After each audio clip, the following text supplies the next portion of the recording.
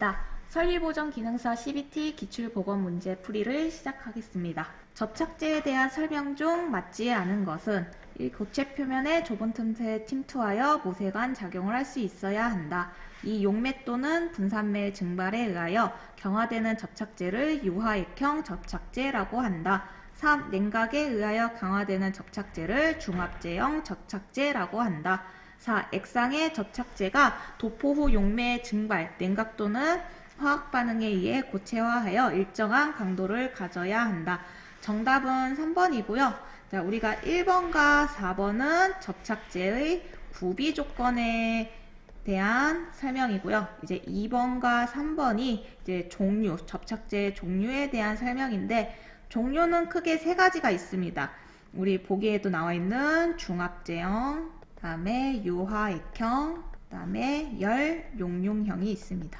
3번 보기에 냉각에 의하여 경화되는 접착제를 우리가 중합제형이 아니라 열용융형이라고 합니다. 그래서 정답은 이제 맞지 않는 거기 때문에 3번입니다. 키를 조립할 때 보스가 축 방향으로 움직이는 키는 패더키입니다. 우리가 이거를 이제 미끄럼 키라고 이야기를 하고요.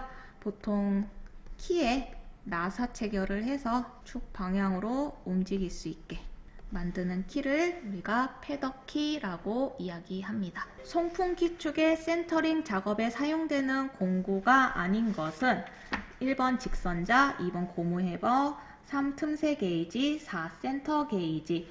정답은 4번 센터 게이지입니다. 이제 센터링 작업에 사용되는 게이지가 이제 크게 세 가지가 있는데, 첫 번째가 다이얼 게이지, 두 번째가 틈새 게이지, 그 다음에 테이퍼 게이지가 있어요. 게이지로는 이렇게 세 개가 이제 전부고, 그 다음에 이제 보기에 나와 있는 직선자, 고무해머, 그 다음에 우리가 스크레이퍼, 그 다음에 유압제기 있습니다. 이렇게 공구들이 우리가 센터링 작업에 많이 사용되는 공구니까 알아두시면 좋을 것 같습니다. 다음 측정기 중 직접 측정기에 속하는 것은 1 측정기, 2 밀리미터, 3 블록 게이지, 4 다이얼 게이지. 우리가 보통 이제 직접 측정기와 이제 간접 측정기를 구분하셔야 됩니다. 이제 말 그대로 직접은 직접 우리가 눈금을 읽으면서 이제 바로바로 측정할 수 있는 측정기고, 간접은 이제 뭐 수식이라던가 아니면 비교에 의해서 측정할 수 있는 측정기를 이제 간접 측정기라고 하는데, 이제 측정기가 직접 측정기에 속하는 거고, 이제 미리미터와 이제 다이얼 게이지가 간접 측정기에 속하는 이제 것이고, 이제 블록 게이지는 우리가 단도기라고도 많이 불리고, 이제 한계 측정기라고도 많이 불립니다. 얘는 이제 측정을 한다기보단 이제 기준을 정해주는 이제 기구입니다. 그래서 정답은 1번이 되겠습니다. 매설관 등 집안의 부등 치마에 따른 관의 보호나 열의 영향으로부터 관의 보호를 위해 사용하는 관이음은 우리가 신축 관이음이라고 합니다. 이제 관이음 종류에는 크게 이제 영구 관이음이랑 그다음에 분리 가능 이음이 있는데, 이제 영구 관이음법에다 이제 대표적인 게 용접 작업이 있습니다. 분리 가능 이음에는 이제 나사식, 그다음에 플랜지식, 그다음에 신축 관이음이 있는데, 나사식은 이제 기본 나사를 사용하는 거고, 이제 우리가 구분해야 될 것은 플랜지식과 신축인데, 이제 플랜지식에는 보통 이제 압력이라는 게 따라옵니다. 그래서 이제 내압이 높을 때 플랜지식을 많이 사용하고, 신축은 이제 온도에 대한 내용이 같이 따라오는데, 보통 고온에 이제 관의 보호를 위해 사용하는 관이음에 신축 관이음이 사용됩니다. 그래서 정답은 3번 신축 관이음. 열의 영향으로부터 관의 보호를 위해 사용하는 관이음이기 때문에 온도가 들어갔기 때문에 신축 관이음으로 정답을 체크하시면 되겠습니다.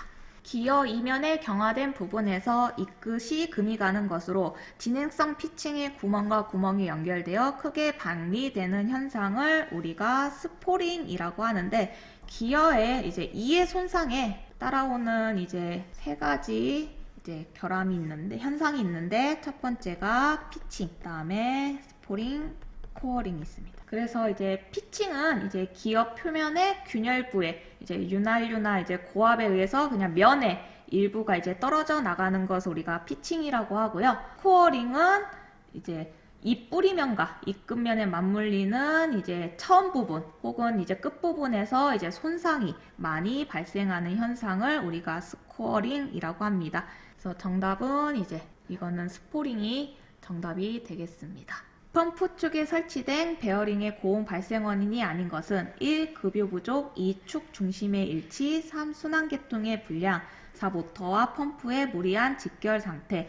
이 베어링에 이제 고온이 발생했다는 것은 일단 문제가 생긴 겁니다. 이제 무엇이 문제가 생겨서 고온이 발생했기 때문에 이 문제점을 찾아주셔야 되는데 이건 발생 원인이 아닌 거기 때문에 이제 정답은 축 중심의 일치가 되겠습니다. 그래서 고온이 발생하는 원인이 되는 걸 이제 살펴보면 이제 첫 번째로 급유 부족이 있고 순환계통의 불량이 있고 모터와 펌프의 무리한 직결 상태. 그다음에 이제 축 중심의 일치가 아니라 이제 편심입니다. 축이 불일치되는 상황. 이제 해서 이제 축에 이제 추력이라는 이제 힘이 발생해서 베어링이 고온 발생의 원인이 되기도 합니다. 송풍기 흡입 방법에 의한 분류가 아닌 것은 정답은 4번 양쪽 흐름 다당형 송풍기입니다. 나머지 위에 1, 2, 3번이 딱 우리 송풍기 흡입 방법에 의한 분류 방법입니다. 그래서 실내 대기 흡입형 송풍기, 흡입관 치부형 송풍기, 이제 풍로 흡입형 송풍기 이렇게 세 개가 이제 송풍기 흡입 방법에 의한 분류이고 이제 양쪽 흐름 다당형 송풍기는 이제 우리가 다른 이제 분류 방법인데 임펠러 흡입구 방식으로 이제 분류하는데 이제 양쪽 흐름 다당형 송풍기 외에 이제 편흡입, 그다음에 양흡입 요 두 가지와 더불어서 세 개가 이제 임펠러 흡입구에 의한 분류 방식으로 우리가 확인하시면 될 것 같습니다. 자, 원통 롤러 베어링의 안찌름 구하는 문제인데요. MU142 원통 롤러 베어링의 안찌름은 자 기본적으로 요 기호에 대한 해석을 하실 줄 알아야 합니다. MU142 요거를 이제 해석을 하셔야 되는데 이 MU라는 게 바로 원통 롤러 베어링의 기호입니다. 그래서 우리가 원통 롤러 베어링에도 여러 종류가 있는데 우리가 보통 MU형이라고 하는 이제 원통 롤러 베어링에 이러한 기호를 붙여주고 4가 직경 계열 번호입니다. 그리고 이제 나머지 이 12 이 뒷부분에 이제 안찌름 번호인데 안찌름 번호를 그냥 12로 써주는 게 아니라 여기에 우리가 5mm를 곱하셔야 됩니다. 그래서 60mm라는 정답이 나옵니다. 이 뒷부분 이제 보통 베어링은 이제 뒷부분 이 뒤에 숫자 두 자리가 보통 베어링의 안찌름 이제 호칭이기 때문에 그거를 이제 잘 확인하셔서 곱하기 5나 다른 호칭 지름을 구하시면 될 것 같습니다. 압축기 설치에 관한 설명으로 틀린 것은 1. 모르타르 두께는 라이너 두께를 고려하여 마무리 작업보다 45mm 낮게 기초를 한다. 기초 표면의 기초가 완전히 굳지 않았을 때 기초 라이너를 배치한다. 각 베이스 라이너의 상부면은 수평과 거의 같은 라벨로 설치한다. 베이스 라이너 접촉면은 최소한 4분의 1 정도까지 밀착시킨다. 여기서 이제 틀린 것은 4번인데 왜 틀렸냐 하면 얘가 4분의 1 정도가 아니라 2분의 1 정도까지만 밀착시켜도 괜찮습니다. 그래서 정답은 이제 4번이 되겠고 이제 압축기 설치에 관한 설명이지만 이게 1, 2, 3번이 우리 기초공사에 대한 설명이고 이제 기출에도 많이 나오기 때문에 여러분들이 한 번 더 읽어서 확인했으면 좋겠습니다. 감속기의 점검 항목과 점검 방법 및 판단 기준으로 우리가 틀린 것은 1. 윤활유량, 유명계의 위치 확인, 상하한선 사이에 위치할 것. 2. 이상음, 진동, 발열, 이건 촉수, 청음봉 사용, 진동 이상음, 발열이 없을 것. 3. 입출력 원독 측과 부하 측의 중심, 다이얼 게이지 직선자로 어긋남이 없을 것. 4. 축 이음 상태, 입출력 축의 중심선, 발열만 없으면 될 것. 자, 여기서 틀린 것이기 때문에 정답은 당연히 4번입니다. 발열만 없으면 될 게 아니라 우리가 사실 진동, 그다음에 소음도 이제 같이 체크해서 이제 점검 항목, 점검 방법 및 판단 기준으로 삼으셔야 합니다. 위에 이제 윤활유량 같은 경우에는 우리가 그쵸 게이지 유명계의 위치 확인으로 상하나 하한선 사이에서 안정적으로 위치해야 되고요. 나머지는 감속기의 점검 항목과 점검 방법 및 판단 기준으로 틀린 것은 첫 번째 윤활유량, 유명계의 위치 확인, 상하한선 사이에 위치할 것, 2. 이상음, 진동, 발열, 촉수, 청음봉 사용, 진동, 이상음, 발열이 없을 것.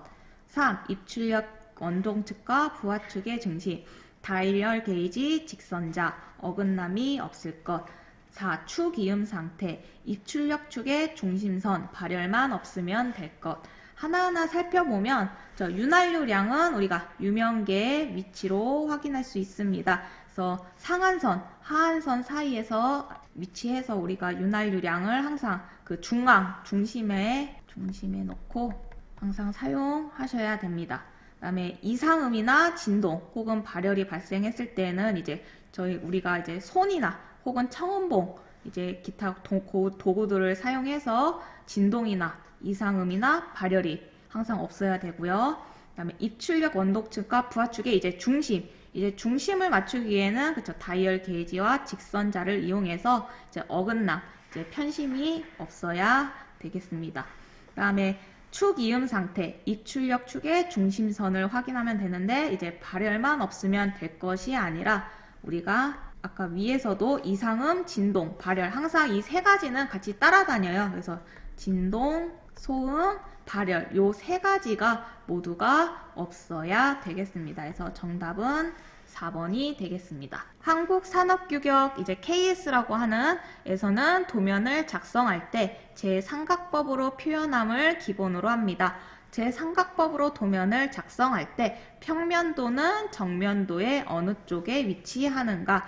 우리가 이제 삼각법으로 이제 표현을 했을 때 정면도가 있으면 배치를 이렇게 배치를 하는 게 이제 기본적으로 이제 삼각법 정투상도라고 이야기를 합니다. 그래서 정면도를 기준으로 위쪽이 평면도, 그다음에 측면도, 정면을 기준으로 이제 우측면도, 좌측면도, 그다음에 이제 정면도의 뒷방향, 배면도, 정면도의 아래축, 저면도. 그래서 평면도는 정면도의 위쪽에 위치해 있습니다. 여러분들이 이제 삼각법 요 배치도를 충분히 이해하시면 풀 수 있는 문제였습니다. 보전 방식의 분류 중에서 설비의 주기적인 점검을 통해 고장, 정지 또는 유해한 성능 저하를 초기 단계에서 제거 또는 복구시키기 위한 방식은 1. 사후 보전, 2. 예방 보전, 3. 개량 보전, 4. 보전 예방. 여기서 정답은 2. 예방 보전입니다. 의미를 하나하나 그냥 차분하게 얘기를 하면 이제 사후 보전은 우리가 고장이 난 뒤에 수리를 해서 다시 기계를 이제 설비를 원래 초기 단계로 복구시키는 것을 우리가 사후 보전이라고 하고, 예방 보전이 설비의 주기적인 점검을 통해서 고장, 정지 또는 유해한 성능 저하를 초기 단계에서 제거 또는 복구시키는 걸 예방 보전이라고 합니다. 그 다음에 개량 보전은 고장이 없지만 설비를 체질을 개선해서 이제 보전하기 쉬운 장비로 개량하는 것을 이야기합니다. 보전 예방은 우리가 이제 신설비라고도 하는데 애초에 보전이 필요하지 않을 정도의 설비를 설계 혹은 제작하는 걸 이제 보전 예방이라고 합니다. 파이프의 도시 방법 중 유체의 종류에서 공기를 뜻하는 기호는 1A, 2, G, 3, 5, 4, S. 이거는 거의 이니셜입니다. A요. G는 X, O는 오일, S는 스팀입니다. 그래서 공기를 뜻하는 기호는 A이고요. 이제 그 밖에도 이제 우리가 워터, W도 많이 쓰니까 이렇게 5개를 같이 알아두시면 좋을 것 같습니다. 다음 중 윤활유의 순환급유법이 아닌 것은 1. 유욕급유법 2. 링급유법 3. 적하급유법 4. 원심급유법. 이제 우리가 급유법에는 크게 이제 순환급유법과 비순환급유법이 있습니다. 요 두 가지를 조금 구분하셔야 되는데 비순환급유법을 외워두시는 게 좀 편할 거예요. 얘가 종류가 훨씬 적기 때문에 첫 번째 비순환급유법에는 적하급유법이 있습니다. 두 번째로는 손급유법이 있고요. 세 번째로 가시부상 유적급유법이 있습니다. 그래서 이 비순환급유법 세 가지를 외워두시면 우리가 사실 이 문제는 너무나 쉽게 풀 수 있습니다. 나머지는 유욕급유법, 링급유법, 원식급유법은 우리가 순환급유법이라고 이야기를 합니다. 또 같이 알아두시면 좋을 것 같네요. 플랜지를 이용하여 관을 결합했을 때 도시법으로 올바른 것은 하나하나 그냥 살펴보면 이러한 도시법은 나사식입니다. 관 결합 기호인데 2번은 납땜식입니다. 3번이 플랜지이고요. 4번이 유니언입니다. 그리고 사실 하나 더 이야기를 하면 이렇게 생긴 게 이제 나올 수도 있는데 얘는 용접식입니다. 도시법은 크게 이렇게 5가지가 이제 많이 보기로 같이 뜨니까 하나하나 따로따로 외워두시면 문제를 쉽게 푸실 수 있습니다. 2개의 너트를 사용하여 최초의 너트로 조이고 두 번째 너트를 조인 후 두 번째 너트를 잡고 최초의 너트를 약한 역회전시켜 볼트, 너트의 풀림을 방지하는 이완 방지법으로는 로크 너트에 의한 방법이라고 이야기를 합니다. 여러 가지 이제 볼트 너트의 풀림 이완 방지법이 있는데 요 4가지가 풀림 방지 이완법입니다. 그래서 홈 달림 너트 분할 핀 고정에 의한 방법은 말 그대로 우리가 분할 핀이라는 그런 꼬챙이나 아니면 이런 핀을 사용해서 고정시켜서 사용하는 방법이고요. 이제 절삭 너트는 이런 너트 안에 이런 나사산의 일부를 절단시켜서 안쪽에 변형을 시켜두고 이제 볼트를 비틀어 넣을 때 이제 나사부가 꽉 압착되게 하는 방법입니다. 그다음에 특수 너트에 의한 방법은 이제 특수 너트 이름이 이제 플레이트 너트로 요 너트를 사용해서 풀림을 방지하는 이완 방지법이 있습니다. 물체 앞에서 바라본 모양을 도면에 나타낸 것으로 그 물체의 가장 주된 면을 나타내는 투상도는 우리가 아까 얘기했듯이 정투상도 제3각법이 기본인데 케이스 규격입니다. 기본적으로 이런 물체가 있을 때 가장 주된 면, 제일 앞면 혹은 정면을 바라보게 했을 때 나타내는 투상도는 우리가 정면도라고 이야기를 하고 삼각법, 투상도로 나타냈을 때는 이러한 배치가 나타나게 된다는 거. 그래서 정면도와 요 위치들, 평면도, 측면도, 이제 저면도, 배면도 위치들을 조금 파악하시면 쉽게 문제를 푸실 수 있습니다. 정답은 2번 정면도입니다. 공기압 도면 기호에서 기체의 흐름 방향을 나타내는 기호로 맞는 것은 정답은 1번입니다. 우리가 기체의 흐름 방향을 나타낼 때는 보통 이러한 삼각형의 이렇게 관을 이렇게 표시를 하는데 공기는 이렇게 하얀색 그냥 삼각형 면을 사용하고 우리가 색칠된 지금 이제 얘가 1번이면 이제 얘가 4번이 되는데 얘는 유압을 나타냅니다. 그래서 방향은 이렇게 삼각형으로 표시를 하고요. 그 다음에 이제 동그라미는 무엇이냐? 보통 이제 관로의 이제 접속 상태를 나타낼 때 윗방향이냐, 아랫방향이냐 이런 거를 나타낼 때 사용하는 기호입니다. 그래서 정답은 1번이고요. 전동기는 일상점검, 정기점검, 연간점검 등으로 구분하여 점검하는 것이 좋다. 다음 중 일상점검 항목으로 보기 어려운 것은 이제 1. 축바지의 온도 2. 축바지의 마모검사 3. 전류계의 지시값 4. 전동기 회전은 점검. 자, 우리가 일상점검이라고 하는 거는 기본적으로 이제 항상 편할 때, 그러니까 시각적, 청각, 그다음에 촉각. 그러니까 우리가 기본적으로 이런 거를 사용해서 항상 언제든지 일상 때 점검을 할 수 있어야 되는데, 온도는 사실 이제 뭐 온도계도 있지만 우리가 제일 빨리 할 수 있는 거는 이제 촉각으로 이제 확인할 수 있고, 지식값은 우리가 시각, 눈으로 읽을 수 있습니다. 그다음에 이제 회전음이기 때문에 이제 청각으로 확인할 수 있는데, 이제 2번 축바지의 마모 검사 같은 경우에는 마모의 정도를 확인하기 위해서 여러 가지 이제 공구나 기구들이 필요하기 때문에 일상 점검이라기보다는 이제 정기 점검 항목에 해당합니다. 그래서 정답은 2번 축바지의 마모 검사가 되겠습니다. 설비 관리의 기술적인 측면이 아닌 것은 1. 설계 기술, 2. 진단 기술, 3. 대책 기술, 4. 분업 방법 기술. 정답은 4번입니다. 우리가 이제 설비 관리를 얘기를 할 때 여러 가지 사실 측면이 있는데, 이제 지금 문제에 나온 기술적인 측면, 그다음에 경제적 측면, 인간적 측면이 있습니다. 기술적인 측면에는 크게 세 가지가 있습니다. 설계, 진단, 대책 기술이 있고요.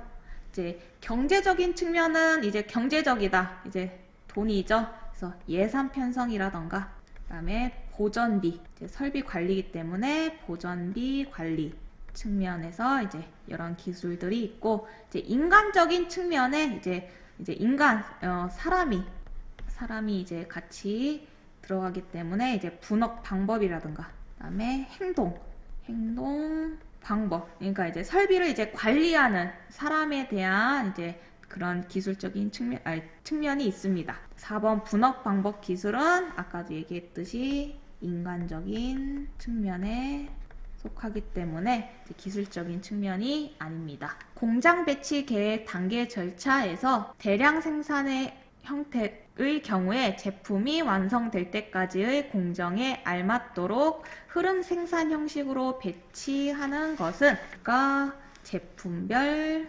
설치 배치라고 이야기를 합니다. 이것도 묶어서 설명을 하면 제품별 설비 배치와 라인별, 보기에는 안 나와 있지만 라인별 설비 배치 방법, 그 다음에 이제 보기에 나와 있는 기능별 설비 배치, 공정별 설비 배치가 있습니다. 그래서 이렇게 두 가지를 묶어서 이제 표현을 하는데, 제품별이나 이제 라인별은 이제 대량 생산, 유리한 설비 배치 방법이고, 그 다음에 기능별, 공정별은 이제 소량, 하지만 이제 다품종, 여러 가지 종류를 생산할 때 설비 배치를 하면 좋습니다. 그래서 이렇게 묶어서 여러분들이 공부를 하면 조금 문제 푸실 때 좀 편안할 것 같아요. 그래서 대량 생산과 소량 생산을 먼저 구분하시고, 그 다음에 그때 문제에 맞춰서 선택하시면 좋을 것 같습니다. 잔업을 포함한 실제 가동시간을 무슨 시간이라고 하는가? 1번 조업시간, 2번 부하시간, 3번 무부하시간, 4번 기타시간. 우리가 실제 가동시간은 조업시간이라고 부릅니다. 시간에 따른 이제 용어들이 몇 가지가 있는데, 이제 여기에 나와 있는 거 말고 이제 정리 가동시간이라는 게 있습니다. 요거는 기계가 직접 이제 생산일에 참여하는 시간입니다. 정미 가동 시간이 있고, 그다음에 정지 시간이 있습니다. 기계가 준비하거나 혹은 대기, 그다음에 설비나 수리, 그다음에 제품의 분량에 이제 수정하는 시간을 우리가 정지 시간이라고 부르고, 이제 그 다음에 이제 부하 시간이 정미 가동 시간과 정지 시간을 합한 시간이 부하 시간. 그다음에 무부하 시간은 말 그대로 기계가 그냥 정지하고 있는 시간을 우리가 무부하 시간. 그다음에 기타 시간은 조업 시간. 이제 조업 시간 중에 이제 작업이 불능한 전기가 통하지 않는다던가, 이제 다른 기계들이 작동이 되지 않아서, 예를 들면 압축기계라던가 다른 기타 기계들이 정지해서 작업이 불능한 시간, 조회나 긴급 이제 진단이 필요한 시간을 우리가 기타 시간이라고 부릅니다. 잔업을 포함한 실제 가동 시간은 우리가 조업 시간이라고 하고, 기타 여러 가지 정미 가동 시간, 정지 시간, 부하 시간에 대한 용어는 따로 정리해 두는 것이 좋겠습니다. 정비 계획 수립 방법에서 최소한으로 운영하기 때문에 집중 작업량을 억제해서 작업을 평균화하여 정비 계획을 세운다라는 조건은 우리가 수리 요원이라고 부릅니다. 이건 하나하나 살펴보면 이제 생산 계획이라는 거는 기존이나 전에 이제 그 생산량보다 이제 증가하는가 혹은 감소할 수도 있겠죠. 감소하는가를 파악해서 이제 생산 계획을 이제 파악하는 거를 생산 계획이라고 합니다. 설비 능력은 기계 설비의 이제 가동률, 이제 사양서에 나오는 가동률과 기계를 돌렸을 때의 실제 가동률을 우리가 이제 계산해서 기계의 진짜 이제 설비 능력을 파악하는 거를 뜻합니다. 그 다음에 수리 형태는 말 그대로 수리하는 거기 때문에 각 설비, 기계의 점검이나 고장이 났을 경우 이제 수리에 이제 어느 정도의 시간이나 이제 비용이 필요하는가 이런 것들을 미리 알아두는 거를 우리가 수리 형태라고 부릅니다. 정답은 4번 수리요원이고요. 수리요원 다시 한번 얘기하면 이제 최소한으로 운영하기 때문에 집중 작업량을 억제해서 작업을 평균화하여 정비 계획을 세우는 거를 우리가 수리요원이라고 합니다.